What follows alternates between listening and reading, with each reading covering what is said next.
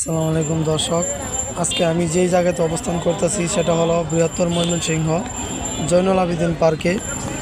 এখানে আজকে 28 অক্টোবর 2025।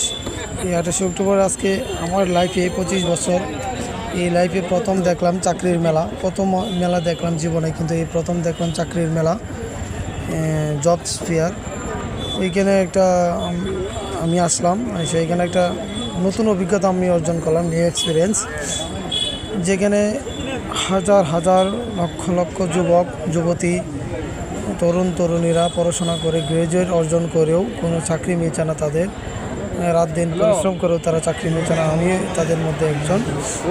তো আজকে ওই চাকরি মেলাতে অনেকেই আসতেছে এই জবস ফেয়ারে। ওইখানে আসার পর সবাই ওইখানে প্রত্যেক কোম্পানির লোক আছে। ওইখানে প্রত্যেক কোম্পানি থেকে কে কোন কোম্পানি কোন কোন পদে লোক নেবে ওইখানে লিস্ট আছে। ওইখানে স্ক্যান করে ওইখানে অ্যাপ্লিকেশন করতে হবে। তারপর কিছুদিন পরে 10-15 দিন পরে আমি যতটুকু তাদের সাথে আলোচনা করে জানতে পারলাম, 10-15 দিন পরে প্রত্যেক ক্যান্ডিডেটকে জানানো হবে, SMS-এর মাধ্যমে জানানো হবে যে পরীক্ষা দেওয়ার জন্য হয়তো বা ঢাকা বিভিন্ন জায়গাতে প্লেসে অনুযায়ী তাদের পরীক্ষা নিতে পারে।